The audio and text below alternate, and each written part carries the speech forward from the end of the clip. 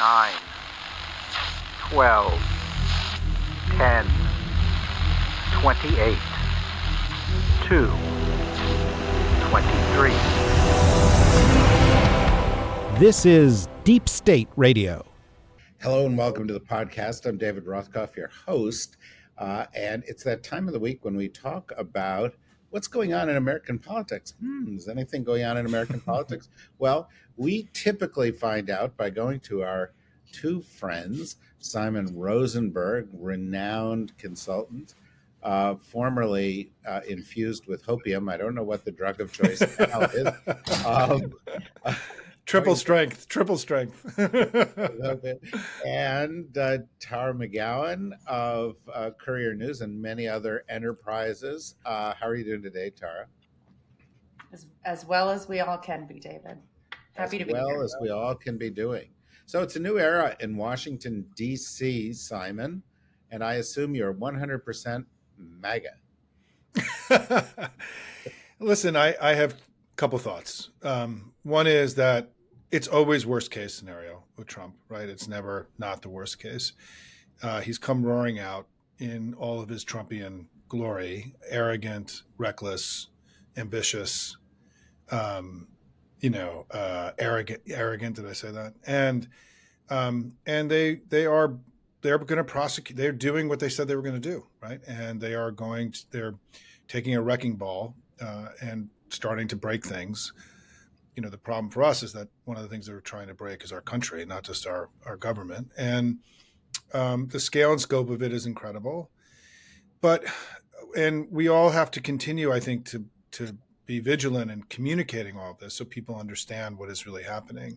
Because I don't think voters really voted for some of this extreme stuff. They're not, Trump is not focused on getting prices down. Prices are actually going up under Trump. I mean, we can go through all that. But what makes me more optimistic than I was a week ago was I think that they're stumbling and making mistakes, that his impulsiveness, his madness is giving us opportunities to, I think, degrade him and to weaken him.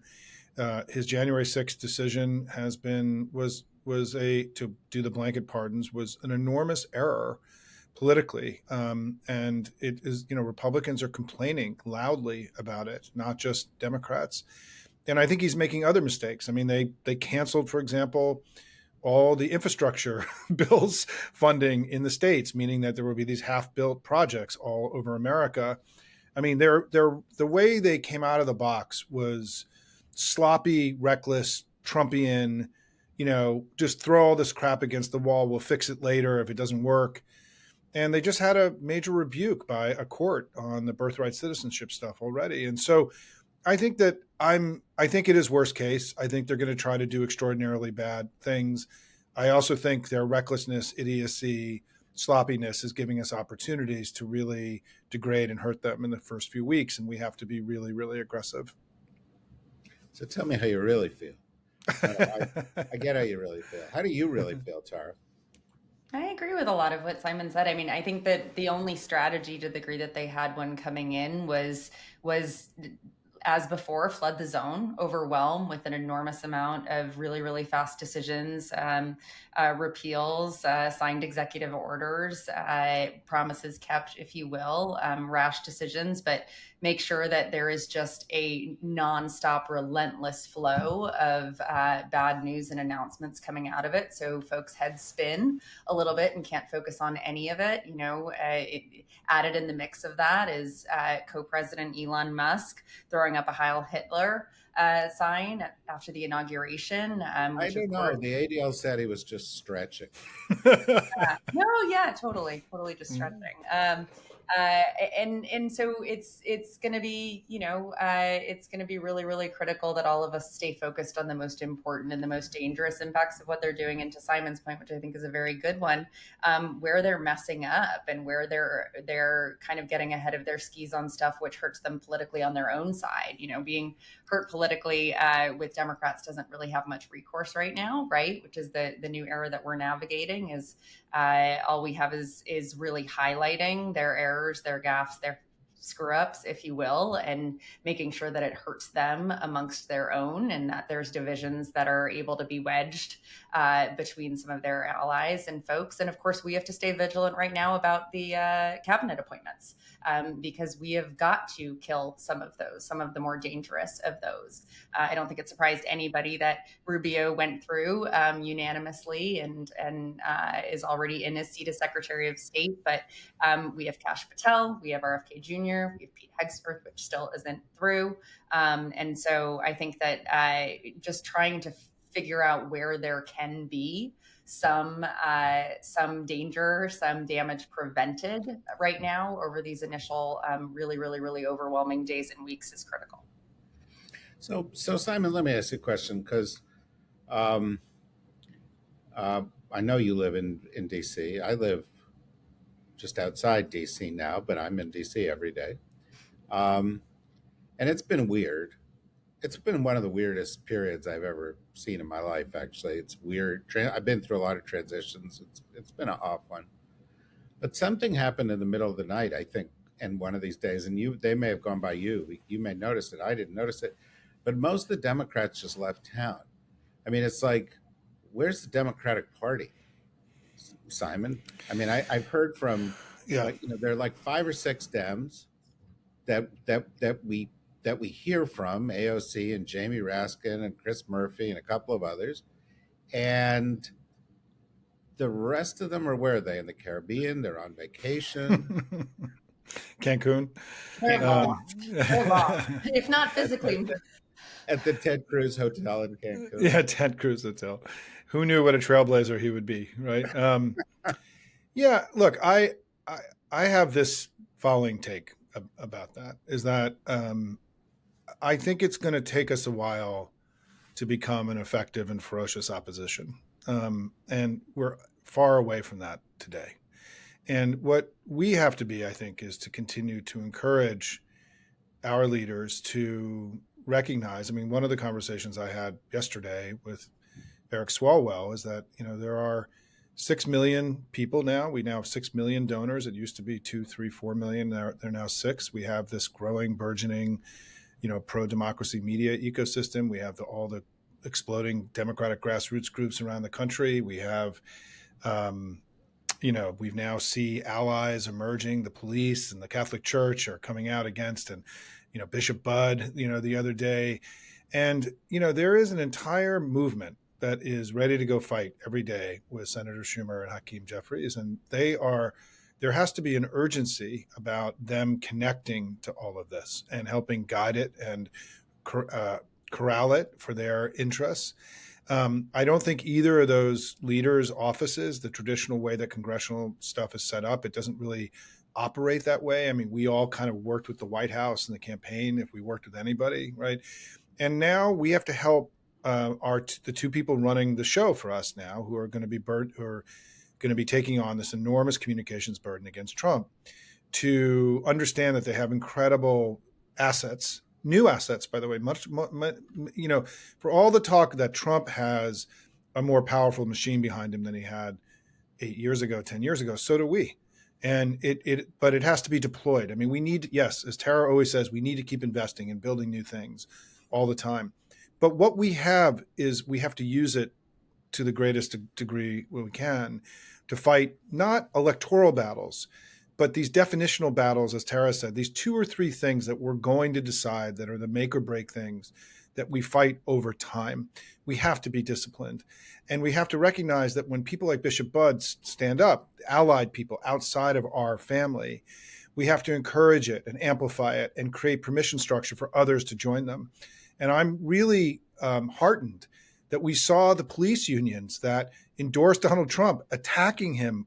I mean, their statements about the J6 releases were really rough stuff. We just saw the Catholic Church, the U.S. Conference of Bishops, put out a very comprehensive statement condemning Donald Trump. I'm sure we're going to see the medical community en masse coming out, and research institutions because of the canceling of research money. I think we're seeing more spirited opposition to him than I would have expected at this point. And I think on this question of whether we're going to be able to build an effective and ferocious opposition, I'm more optimistic about that today than I was a couple weeks ago, to be honest, in part because of Bishop Budd and some of these other things that are outside of our family and what we're doing. I do think that Leader Jeffries and Leader Schumer have no choice other than to start cooperating and working with this new set of assets they have, all of us, DSR and Courier Newsroom and Hopium and everything else, to build us, together into a ferocious opposition, working with finally these 20, not only Eric Swalwell and Chris Murphy and Jasmine Crockett, the congressional superstars that are breaking through and driving the story and narrative, but we have dozens of incredibly talented and charismatic elected officials all across the country that can be part of this effort. I think we're going to have to learn how to do this together. And we should be here, those of us in our family, have to be very forthright and aggressive with our congressional leaders that they need to reimagine and rethink how they do their job every day to help lead this ferocious opposition. We're not there yet. We need to get there really fast. Tara, clearly, Simon has been working in his basement laboratory formulating new military-grade hopium, which I think this conversation would be very different if it had happened the day before the inauguration. So I know. Grateful for this. Military grade. It's like we all got to raise our game, David. Yeah, no, I see that. It seems to be working. I'm just wondering if you share this view, and I'll just add a little tweak to it, because when I look at the media, when you talk about the media landscape, and you're part of reinventing the media landscape, and I think what you guys have done at Courier is truly brilliant, path-breaking, and people need to study it. But the mainstream media is either co-opted, or something just shy. The New York Times, 2 days after Trump does this stuff, calls what he's doing muscular, right? The Washington Post goes with a K or a C. But they call it already he's a great president. He's just not a good president yet. And it's like, wait, what? And today, Trump, the MSNBC, which of course nobody watches anymore. I love being on there, guys. Don't cancel me. But MSNBC, which he calls MSDNC, Trump says, no, they should have their license taken away, not quite realizing how television signals are sent out anymore, but that's okay. But I'm not quite as optimistic about the nature of the media landscape right now. I think the possibilities Simon's talking about are there. And the same is true with Democratic leadership. I'm hearing voices, AOC, some of these voices I mentioned, they're out there. Why are they out there, but the leader's not out there? What's your reaction to what Simon was talking about? Oh, I have a lot of reactions. First, I agree. Just at Courier alone, and I appreciate those kind words and the belief in it so much, David, as you know, but we have seen enormous growth. And also I've just heard from so many different people, both in the political space and not, about how Courier is one of the few things that is covering all of this very tirelessly on social, where a lot of folks who are, news avoidant are. And we feel that responsibility because it is a flood the zone strategy right now. And there is so much to cover, and we can't take our eye off the ball, and we have to be able to prioritize. Traditional news organizations have to do the same thing because of the flood of this information. But to your point, they are looking to stay in the good graces of this administration, and we're going to see that in really, really, really egregious and dangerous ways. And we're going to see it in some just sort of softball ways where they're just not going to go hard on certain things. And so it makes our role and responsibility even bigger. But when it comes to the leadership side that you're mentioning, I actually, I don't have a lot of faith in Democratic leadership right now, because I don't think they know what to do. I don't think that they are, that they are working on this really, really brilliant covert strategy that we're all going to become aware of soon. I think that they are scrambling as much as the public to sort of catch up and understand how to approach this. I also still believe that there is a really scary amount of I don't know what the right word for it is, but sort of this belief that if we just keep saying and hoping that they do the right thing, they will, where we know that that's not how Trump or his allies operate, and that they are going to do everything that they've said they're going to do. You can't put lipstick on this pig. It's going to be as bad and probably worse than most of us think that are clear-eyed about it. And so I really do believe that in these moments, it's going to take time. But to Simon's point, we're already seeing it with some folks like the bishop speaking out and things of that. It's going to be the imperative is on everyone to find a way to speak out in these moments. And it's going to be about people reacting and responding to what's happening, and then entities like yours and Courier and others to lift up and amplify these voices, because those are the voices that are actually going to provide the permission structure for more opposition, more movement, more action against this administration, as opposed to legacy leaders, whether they are media institutions or Schumer. I would like to see Hakeem break out a little bit more out of the traditional mold. I feel like he could be a really inspiring leader in this moment, but I still feel like there is an adherence to norms right now when the other side is not paying any attention to them. Instead, they're going to tear all of them down. That would further set our ability to have a strong, effective opposition movement in place. Simon, I think I mentioned this on one of our other podcasts, of which you were not part, but I was speaking to my older daughter, who is far more brilliant than I am, far more plugged in, um, uh, somewhat younger because she's my older daughter. And she said, there's something you can do. And I said, oh, great. What can I do? It's the first time, she indicated that she thought I had a role to play in the world. And I'm kidding, but she said there's something, and I was like, yeah, okay, what is it? She said, well, all these people in Washington, all these connected people, and you could go talk to them. And I was like, well, okay, about what? She said, well, basically, Democrats suck. And I was and I was like, what? And she was like, they're it's just they're so weak. They're not taking a stand. They're not strong on these things. She voted for Kamala Harris, and she would have been very happy for her to be elected, and so on and so forth. She's not sitting on the sidelines. I'm not going to get into what she does, but sort of what she does, and and she's as active as can be. But there is this sense that even though Trump just eked out a victory by 1.5%, not the landslide that it says on the White House website that he won by. But even though he just eked it out by 1.5%, part of the reason he was able to do that was projecting strength. Arrogance aside, ignorance aside, chaos aside, crimes aside, treason aside, all that aside, he projected strength. And she and her friends are like, the Democrats are not projecting strength. And the question is, can they? And don't you say she's wrong, because she's my daughter and she's very nearly perfect.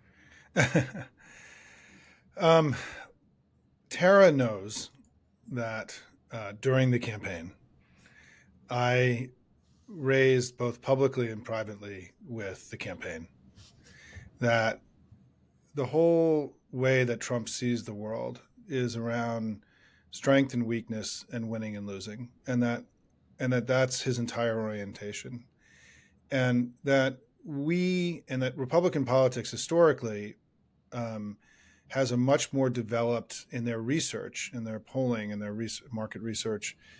They test things around strength of leadership. What we call strong leader, weak leader is the term in our business.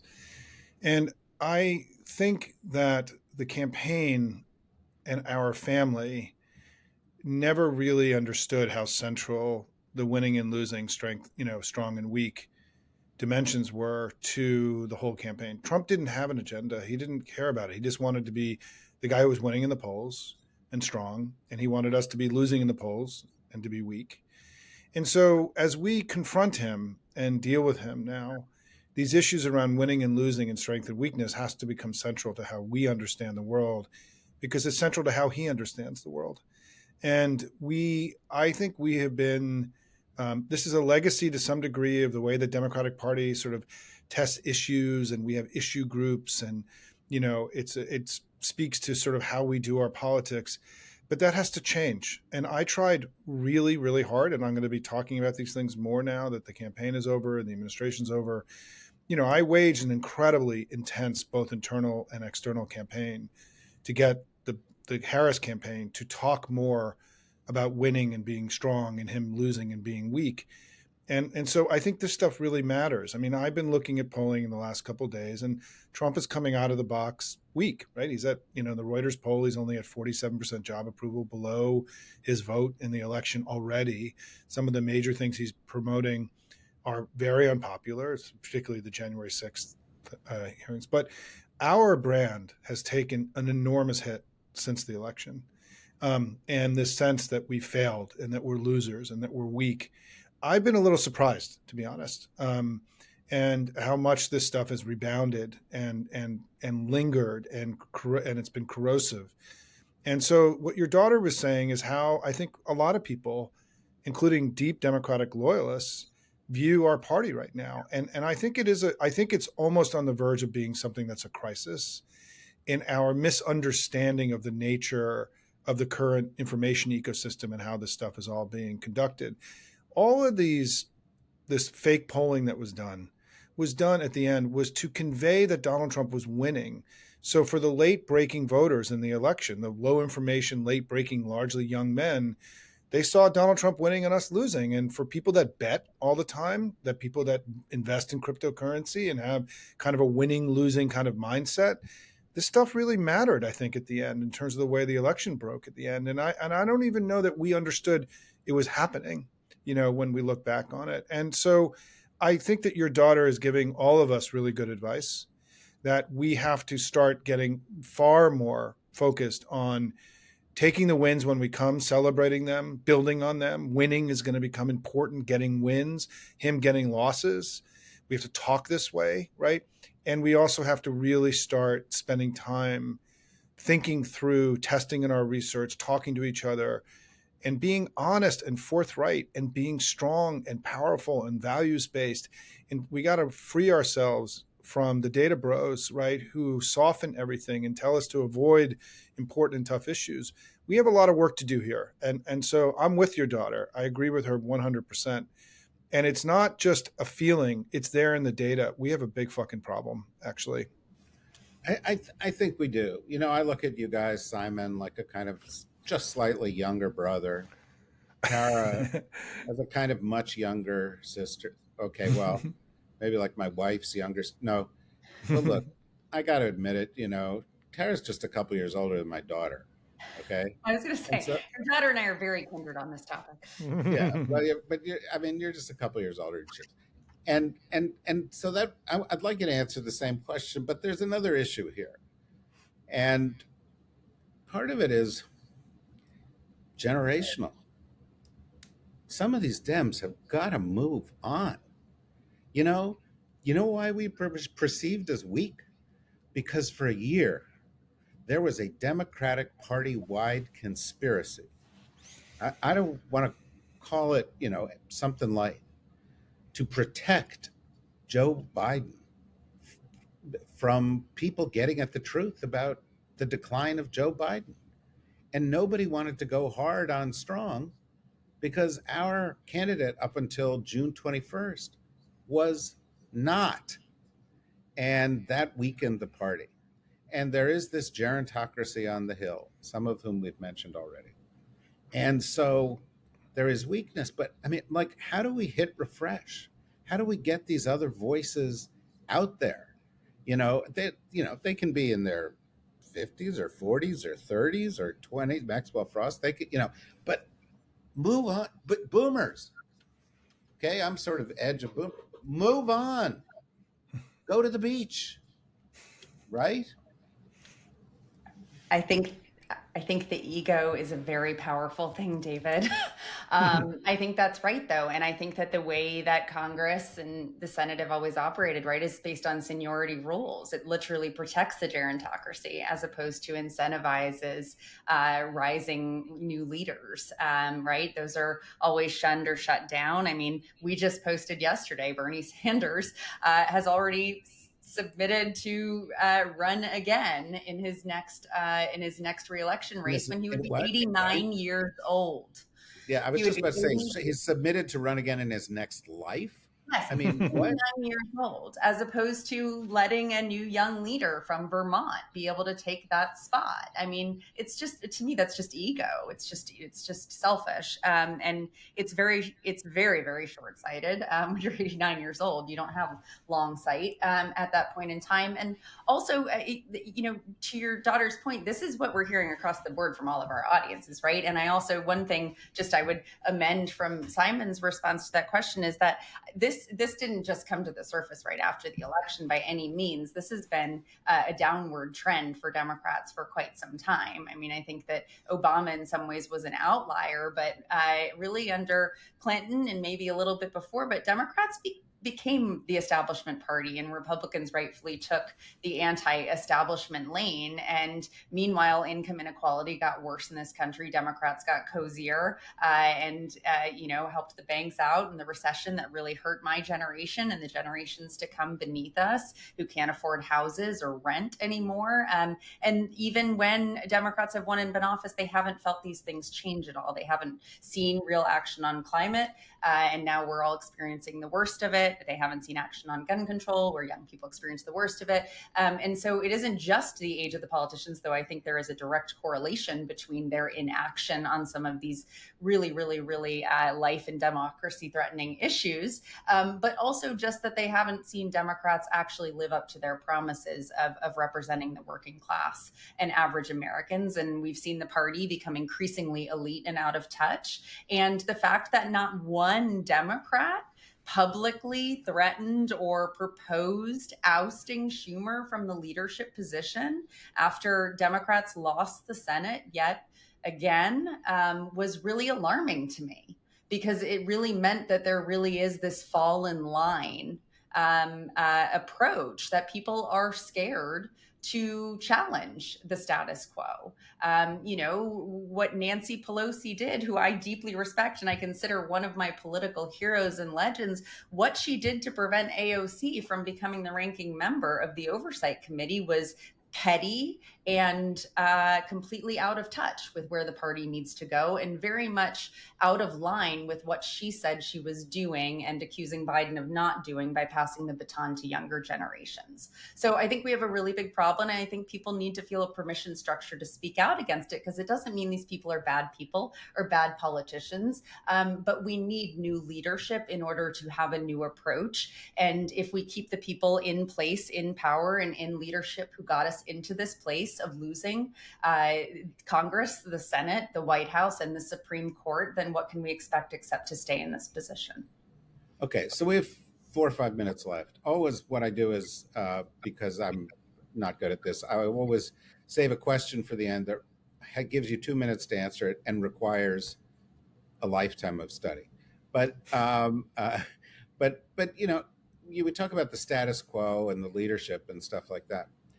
But the reality is we live in a system, post Citizens United, post everything else, where the status quo is a bunch of billionaires.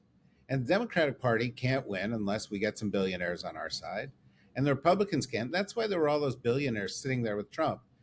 They all have companies. Usually it used to be in the olden days, companies would just butter the bread on both sides. But nowadays, these guys sit there and they know, it doesn't matter what the party is, doesn't matter what they do now. The party, whichever party, is going to come to them because they have no other choice, because they are the entrenched power source in the United States. And if we call them oligarchs, that's bullshit. Nobody in America knows what the fucking oligarch is and or cares. And if we haven't figured it out. And between now and 2028, we're not. They're going to be the ones in charge. So how do you make that work? There's a DNC leadership race. Simon, I, of course, follow what you write very closely. And you've been talking to the potential candidates.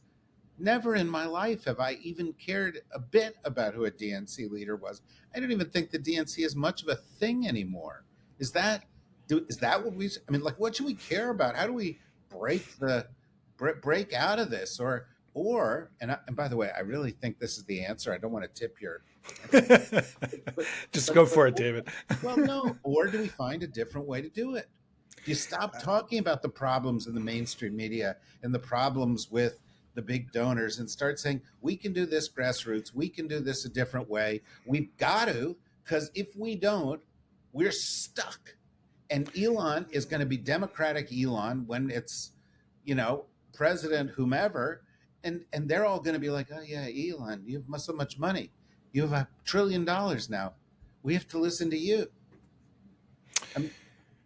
There's a lot there, David, and so let me try to, in 2 minutes, give you my thought. Listen, I come back to something I said at the beginning, and things that we've discussed since we've been hanging out together over the last couple of years, is that this is a time for reimagination and reinvention and innovation. We have to go build a new thing, and the pieces of that new thing are there. Not all of them, but there are pieces, and I think the key for us now is we have to make the things that we have, the tools that we have now, we have to make them work better and be more integrated, and to be more integrated in with the Senate and House leadership. They have to be aware of all these assets, and we need to work now to make ourselves into an effective opposition, which we aren't right now. And this is an urgent priority, and I don't think we should, give up on that. Even though it's insufficient, it's still necessary to do. I think, though, and we've discussed this many times, is that part of the sensibility of our family now has to be towards this innovation, reinvention, reimagination. We got to go build a new thing, and that's in some ways what makes this next period exciting.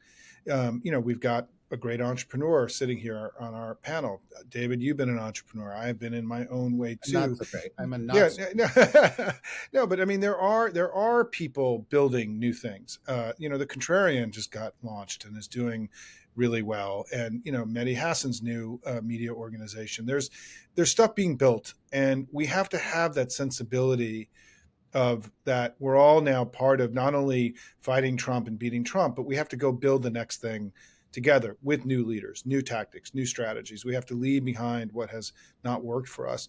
I don't know what that is, but what's exciting for all of us is we get to go participate in building these things together. It's why, frankly, it's been a pleasure to have worked with the two of you over the last couple of years, and so many of the other entrepreneurs that I have come in contact with, to help each other, to reinforce each other, to lift each other up.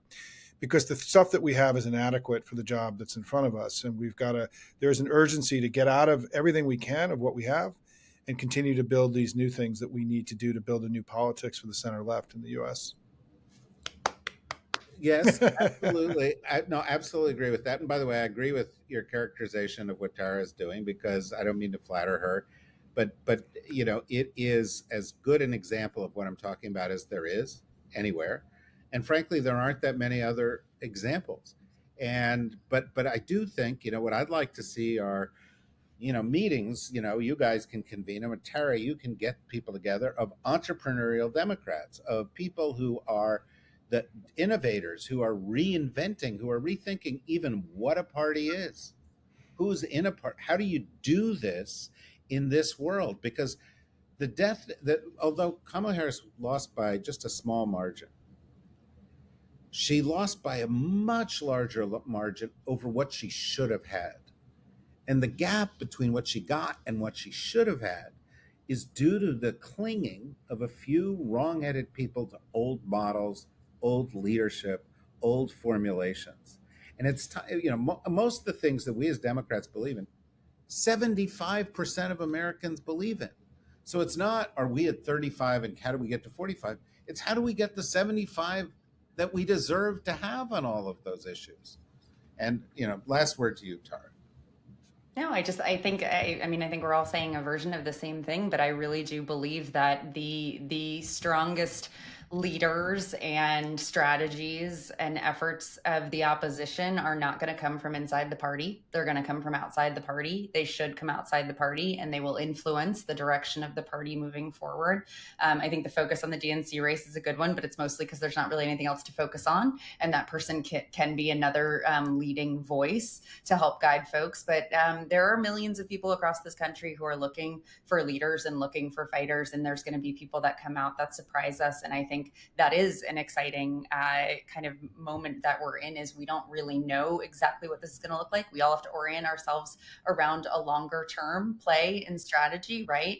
We have to do everything we can to get the House back in 2 years. But frankly, this is a bigger fight. We are not going to have as much money, power, or influence as them. So we have to be smarter, and we have to have a much, much, much, much bigger army. And I think that that's very possible. But the way that we organize folks is going to look very different. Yes, it is. We need a Silicon Valley of democracy.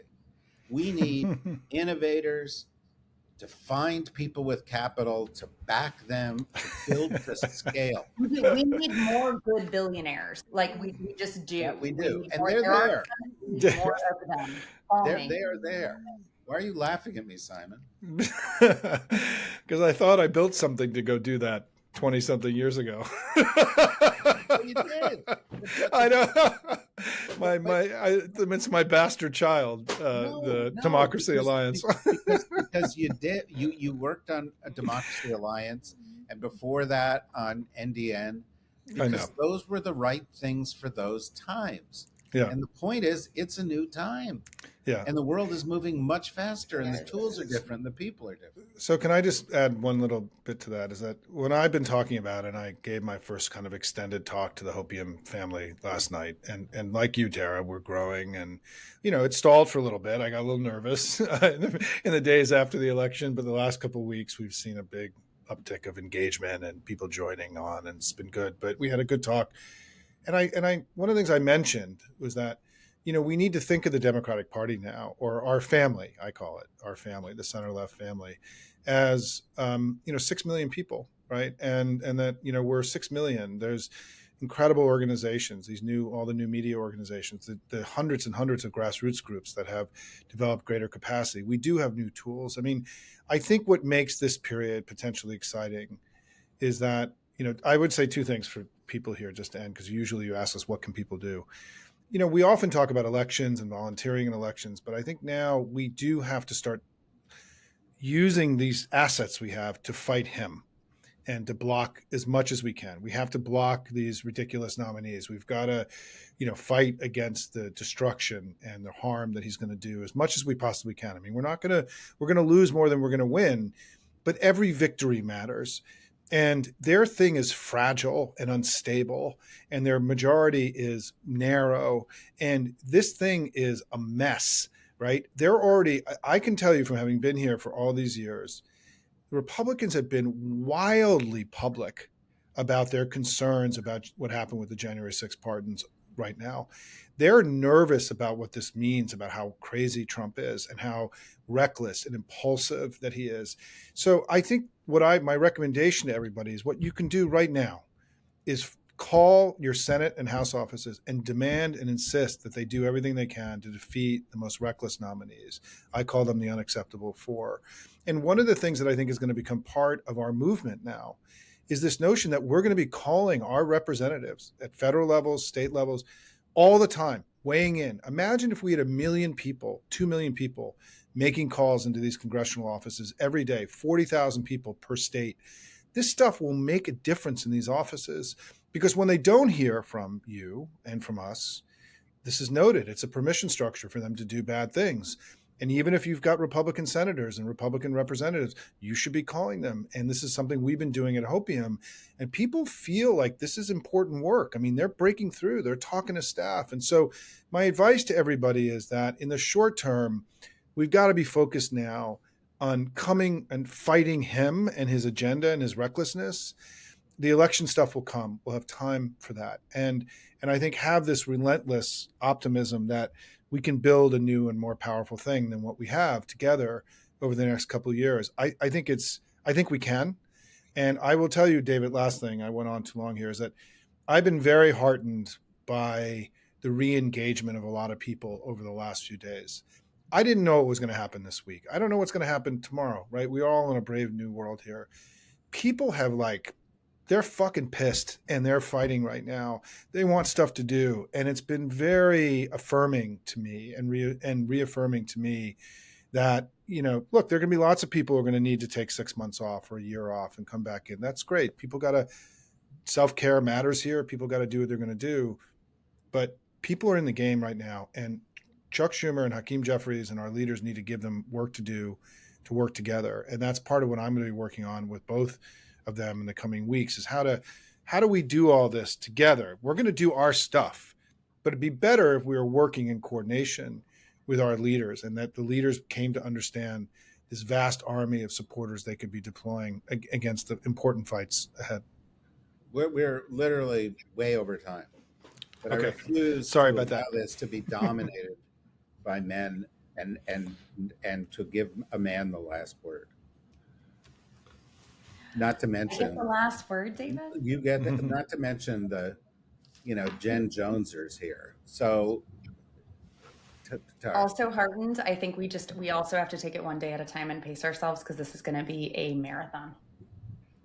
It is. And I'm going to add my bit. And if for the first time in the history of our ever having these conversations, I don't agree 100% with Simon.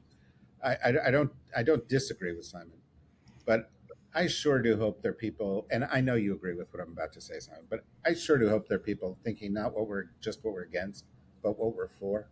Yeah. I sure do hope that, we realize that Trump is 78 and it'll be a miracle if he makes it to 82 and he can't get reelected and he won't get reelected. And they're going to be into something new right now. I just feel like, when I was a kid growing up in the 1850s, and the Whig Party was dying, somebody had to invent something else. Yep. And that happens in American politics, period. It happens in all politics. It's happening in France. It happened in Italy. It's happening in the UK. It's happening everywhere. Sometimes you get to a moment of reinvention. We're at that moment right now. We will continue this conversation. You two people are national treasures. I love you and I love talking to you, and we will do so more in the future. And please, Simon, send us our share of the military strength, military grade hopium, because we'll need it. And keep up the good work, Tara, and we'll all be back with you again real soon. Bye-bye. Thanks, everybody. Thanks, David.